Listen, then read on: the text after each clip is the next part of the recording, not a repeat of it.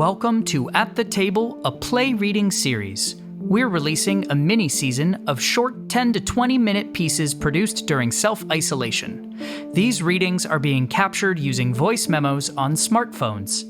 This week, we're performing 2 plays by John Bavoso. This second piece is called Indelible. Be sure to also listen to the first play, Prometheus Shrugs, and also our cast and playwright interview episodes to learn more about this piece and the people involved. Now, let's meet our cast.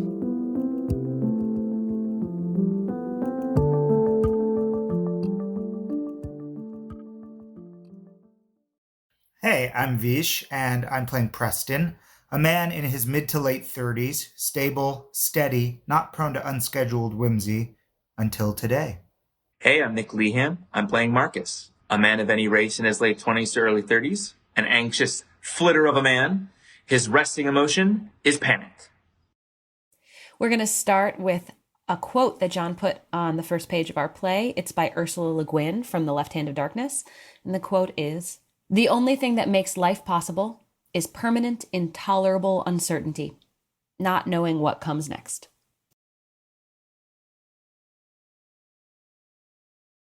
Indelible by John Bavoso.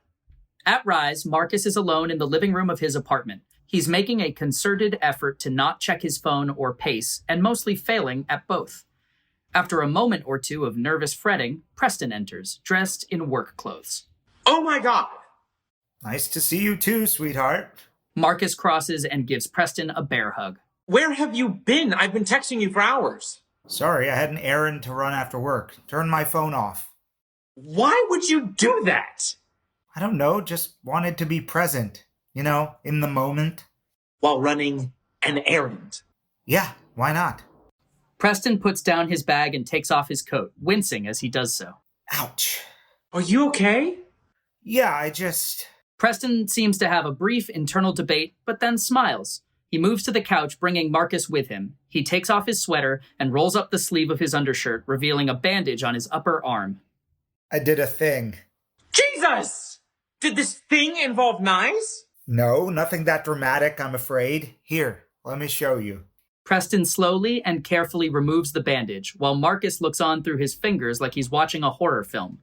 What Preston eventually reveals is a very fresh, heart-shaped tattoo with Markus's name in it. So, what do you think? Oh my God.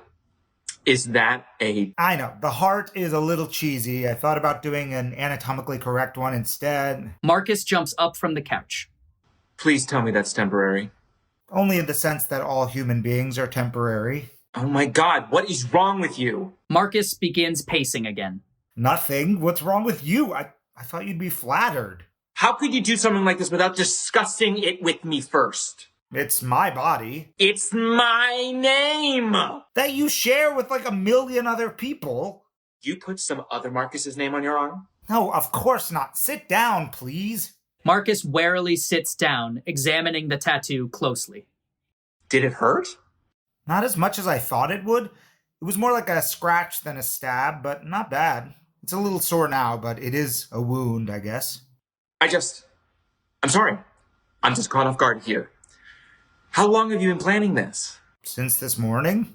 Markus leaps off the couch again. Are you kidding me? I mean, I've been talking about getting one for years. Yes, talking about getting one. As in, you bring it up after a couple glasses of wine, talk through a couple of ridiculous designs, then forget about it for 6 months. I don't know what to tell you. I woke up this morning and I just decided that today is the day. I still didn't know what I wanted, but I figured I'd make a game time decision when I got there. Which is what I did. So this is a game to you? Okay, in the past 2 years, I've gotten pretty used to your outsized reactions to minor situations, but I genuinely wasn't expecting this. This reaction is completely rational. Did you stop to think even for a minute about what kind of position this puts me in? Your position remains unchanged as far as I can tell. Markus begins pacing again. Oh God, I can't breathe. I feel like the walls are closing in around me. Wait. Is this your way of proposing to me? What? No! And if I were, it would be going very poorly. Well, You might as well be. This is a huge commitment. Yeah, between me and my epidermis. How am I supposed to, with my name on your body, permanently? How are you supposed to what? I mean, I'm basically trapped. Trapped? Now Preston jumps to his feet. Wait, are you talking about leaving me? Only theoretically. You've been theorizing about ending our relationship? I mean, not any more than usual. So this is a regular thing for you, fantasizing about our breakup? Well, it sounds terrible when you say it like that. Markus takes a seat on the couch again. How do I say something like that in a way that's not terrible, exactly? Look, it's not that I want to break up with you. If anything, I'm terrified of it. So terrified that you spend a not insignificant amount of time thinking about it. I don't know how to... It's like a talisman. Kind of. I think a lot about the worst possible thing happening so that I always have a plan to avoid it. Like, I'm super paranoid about the apartment burning down. So I take a photo of the dials of the stove every morning before I leave for work. Wow, seriously? So what's your big plan to avoid us breaking up? Well, a pretty key component was you never finding out that I think about it constantly. You're doing a fantastic job on that front. All I'm saying is, it can be scary to invest so much into something that could end tomorrow. Oh, how original, a gay man with commitment issues. But I've been working on it. I don't want to keep missing out on things I want because I'm afraid. Preston seems to be working something out in his head. Are you actually allergic to dogs? Excuse me? You said we couldn't get a dog because they make your eyes swell shut. Can we just stick to the question at hand? I find this to be extremely relevant, Markus. Fine! You got me. There is no allergy. Just this ingrained knowledge that the question of canine paternity have ruined a lot of relationships. This is insane! You are insane! Okay. If we're going to talk about each other's particular brand of psychosis, what about you? What's with the sudden flight of indelible fancy? Don't try to change the subject. This isn't about me. Says the guy with the still bleeding inciting incident on his arm. I'm a grown man. I'm allowed to do something rash every now and then. Literally, the last spontaneous thing you did was being born 3 weeks early. It's just something I needed to do. Needed? Where exactly does getting inked fit into Maslow's little pyramid? It's your fault, if you must know. Okay, wow. This is going to be good. It is.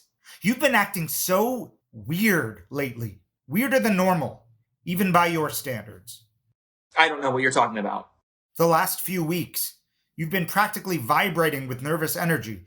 Every time I try to look you in the eye, you look away. That's not true. You've managed to be both cagey and flighty, which is not a thing that I thought was actually possible. Okay, we get it. You were an English major, but that doesn't mean what you're saying makes any sense. Honestly, it feels like I'm losing you.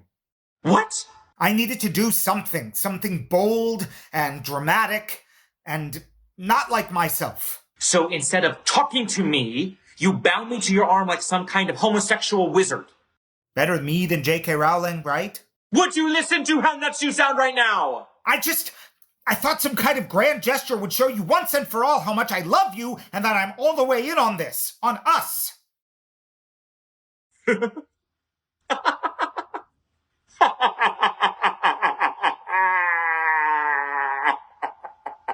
What's so funny?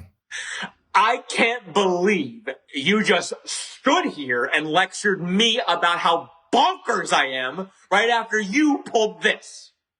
Yeah. That was maybe not so fair. I'm sorry. I promise, in my own warped way, I only had the best of intentions.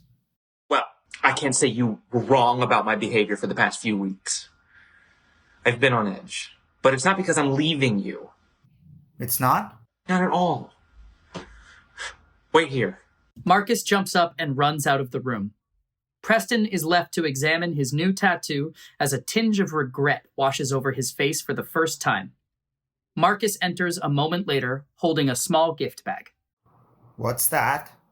It's for you. I've been hiding it in different places around the apartment for about a month. I was waiting for the right time to... Markus pulls a small ring box out of the bag. No way. Is that a... Yeah. I just decided it was time to stop being afraid.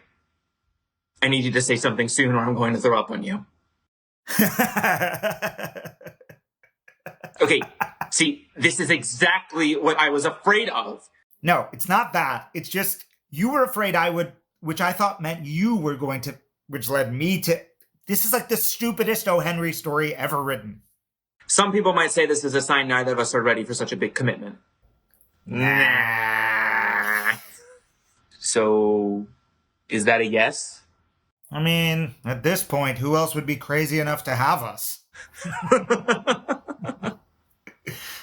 They hug. Preston winces. I can't believe you actually got a tattoo. I know, right? Well, if we ever do break up, I guess I can change it to Mark Twain. It's no wino forever, but it's good to have a backup plan. They collapse contentedly back onto the couch, still entangled. So what kind of dog should we get? I was thinking about a cute little Maltese. A Maltese? Those things live for 15 years. Maybe we should just stop talking now. They kiss as the lights fade. End of play.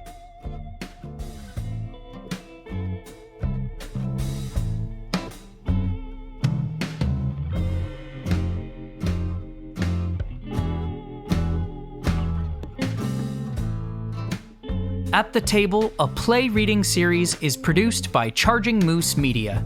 Our artistic director and senior producer is Rachel Flynn.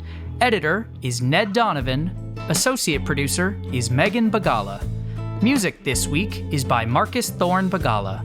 Special thanks to our playwright John Bavoso and our cast Nick Lehan and Vishal Vaidya. Be sure to tune in to our cast and playwright interview episodes where you can learn more about the team behind this piece. See you next time.